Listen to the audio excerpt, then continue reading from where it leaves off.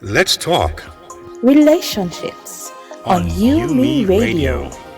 So what are we talking about?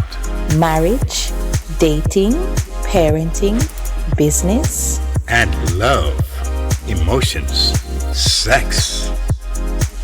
it's a conversation with me, Lady Misty, And DJ KTE.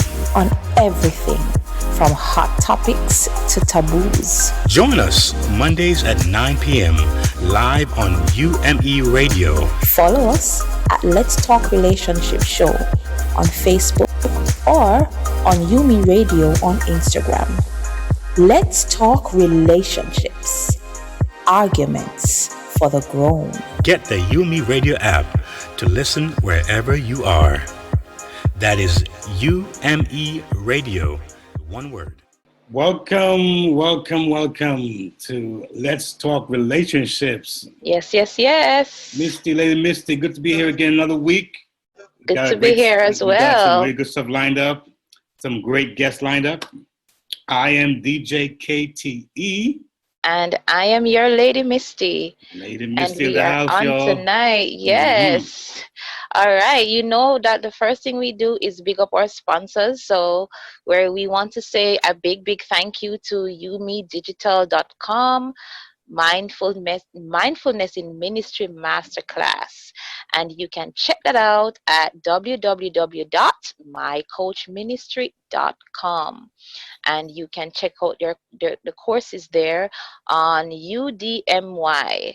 And also, we want to say a big shout out tonight also to Royal Events, Yeah. celebrating life one moment at a At a time. And you want to visit them at marshajnow.com/events. And just go on and make your moments happy with All right. Royal Events. So, what do we have on the plate tonight? It's going to be some kind of dish. I'm telling you, it's going to be some kind of dish. Yes. I tell you one thing, though, it's not against saltfish for sure. But it's He's going to be against really saltfish. nice. Probably it's gonna be controversial. real good. Probably controversial, right? But it's a topic, Yeah. nevertheless. Yeah. Yeah, should Yeah. bring about great conversation. Yeah. So we are going into our hot topics tonight. Oh, hot. Very hot, scorching hot. Lord. Hot. Yeah. We'll be, touching a little bit on the whole Jeffrey Epstein matter. So right now, the audio clip you are about to hear is courtesy of the Netflix documentary on Jeffrey Epstein. So let's go to it.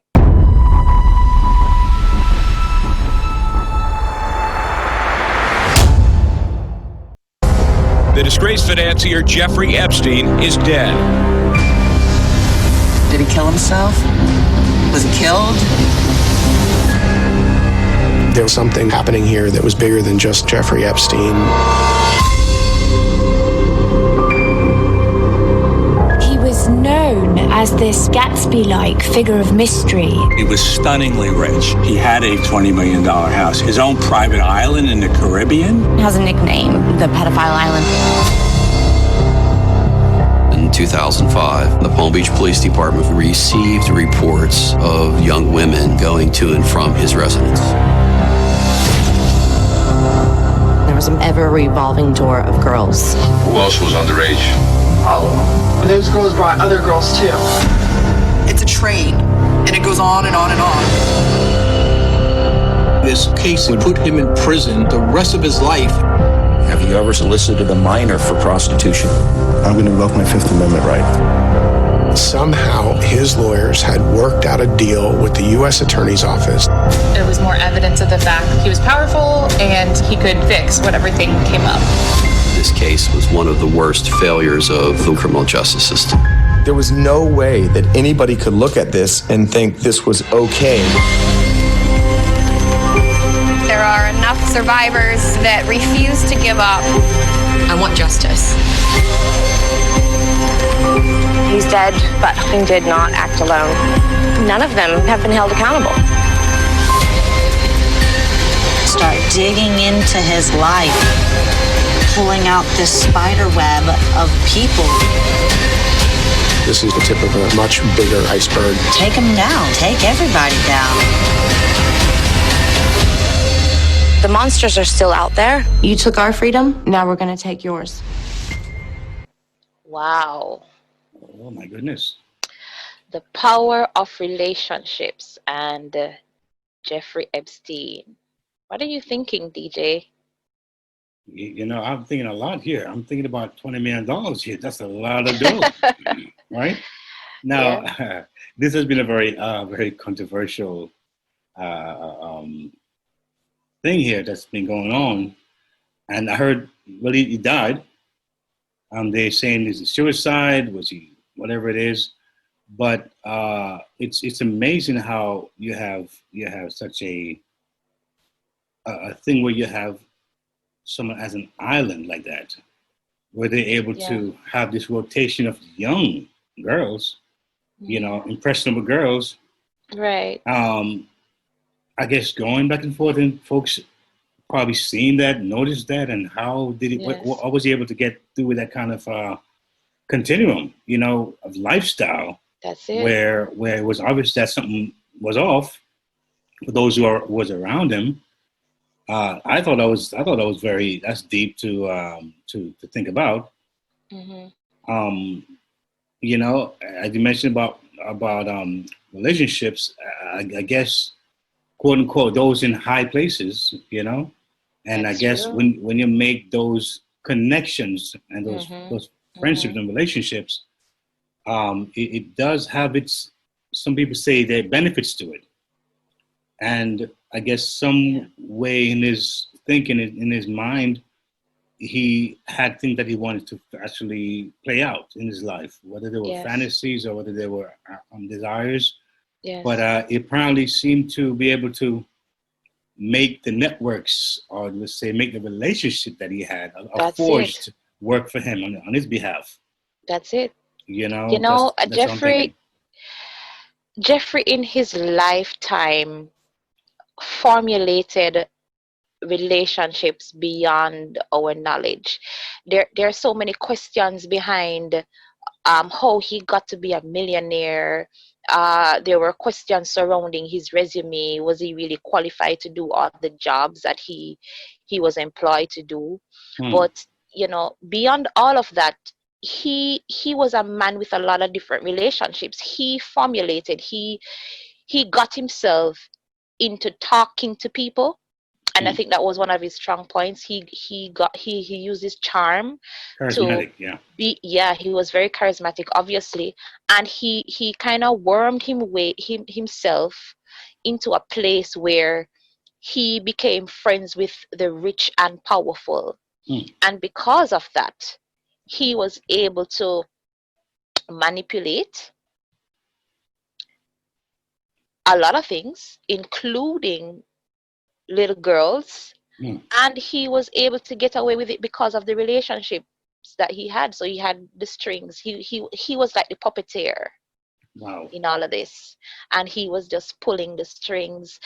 We know now that, you know, one of his associates is Jesselyn. I hope I pronounced that correctly. Jesselyn Maxwell is now in lockup, and you know, she herself, as one of his closest associates, was also connected. So we see the power of relationships, and that's what we're going to be talking about tonight. Just how powerful relationships are and how far they can get us. I know for a fact, well, we all know because this is now out in the open, he was a very bad man. He did a lot of bad things. He was a pedophile, and we all know about the island and so on. But tonight we want to delve into just how powerful you connecting with another person is, and you connecting with a person at a certain social status, how far that can get you. It's interesting. So you know, Keith, as we close out our hot topics tonight, Del Rose, she went into the streets to hear what people had to say about networking, because Jeffrey, he cultivated a network of relationship that worked in his favor, right? And is that a lesson we can take away? So as I said before, Delrose, she went into the streets, and we want to hear what the people had to say. We all know that relationships are important. That's why we're talking about them on Let's Talk Relationships Talk Show. This week, for our fact sheet, we wanted to know how important are networking relationships. Because, let's be honest, it's not always about intimacy, but business. So we asked a few persons what they thought, and this is what they had to say. Hi, I'm Cheryl and I live in Jamaica, and I believe that networking relationships are really important, especially like if you're in a specific field like media, for example. It's better to know people in the industry already. It gives you a better advantage, and then you can meet people and just get more opportunities, learn from them, and they can also learn from you and learn your business, learn your brand or anything like that. So it gives you more opportunity and it gives you more experience, and basically just allows you to be known in that specific field that you want to venture in. I'm Cheryl and I live in Jamaica, and I believe that networking relationships are really important, especially like if you're in a specific field like media, for example. It's better to know people in the industry already. It gives you a better advantage, and then you can meet people and just get more opportunities, learn from them, and they can also learn from you and learn your business, learn your brand or anything like that. So it gives you more opportunity and it gives you more experience, and basically just allows you to be known in that specific field that you want to venture in. Hi, I am Steven Santora from the United States Virgin Islands, and to answer your question, yes, I feel that all business aspects need to have an established set of networking. Within this network, there needs to be an established contract between the two parties and an established base of understanding, wisdom, grace, mercy, and accountability throughout the business itself. The only thing that I can say is that any relationship, business or not, will either grow or decay depending on the commitment that is relayed to each party. Those were lovely responses. Thank you, Delrose, and thank you to all the persons who answered the questions. Yeah. Before we go to our guest tonight, I was listening to the responses, and there are some things that jumped out at me. So one is opportunities. Yes, if you're connected to the right people, opportunities will come. Another thing is connections and experience. Those words jumped out at me. Once you are network with the right people, and they can help your brand, they can help whatever goal you are setting, there's going to be opportunities once there's the right connection. So and you also want to be, it's true, and you also want to be the person who are going to develop him or herself, right? Because you can attract someone to you depending on how you present yourself. So presentation is important. How you connect. A lot of people that want to be networked or want to have a network, but not willing to be someone who dive into that field. How to become a networker? Maybe some books you can read. How the attitudes have to be changed, a mindset on what you attract. Getting yourself at that place. Yes, exactly. Because people also want to be a part of your network. So your presentation as well is vitally important. Very true. Yes. So again, guys, we're here on UMERADIO. We talking Let's Talk Relationships, And right. we usually have a lot of fun here. It's a very laid back environment. We just Yes, we do. have fun, we laugh, and we share. We have the meeting of the minds, and Yes. we sometimes get controversial. But I think that it's a show where we really want to reach 1 million lives. We want to touch That's right. and inspire, empower. That's one of our vision of this radio station. And also this show as well, we want to impact people, because at the end of the day, that's the goal. That's the You goal. know, Keith, you were talking about we having fun here, and I realized, we haven't cussed. We haven't cussed. We are very good. We have a very good relationship. Somebody got to start cussing. Somebody got to start cussing in here. Back home you say, what right do you, right? What rights? That's a word. That's a cuss word, right? Yes. We have a very good relationship, so that's good. So we're trying to be proper, y'all. Yeah, anyway, we're trying but to be proper. It is fun. It's fun. Proper is my thing. I'm Lady Misty, so proper, that's my thing. But Lady Misty, have you ever cursed in your life? Ever just one time? One time. Yes, I have. Okay, amen. See, yes, honesty is so good. Honesty is good. Yes. It's so good. Let's talk. Relationships on UMERADIO. So what are we talking about?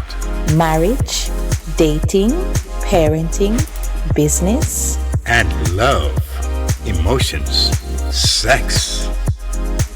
It's a conversation with me, Lady Misty, and DJ KTE on everything from hot topics to taboos. Join us Mondays at 9 p.m. live on UMERADIO. Follow us at Let's Talk Relationship Show on Facebook or on UMERADIO on Instagram. Let's talk relationships, arguments for the grown. Get the UMERADIO app to listen wherever you are. That is UMERADIO. One word.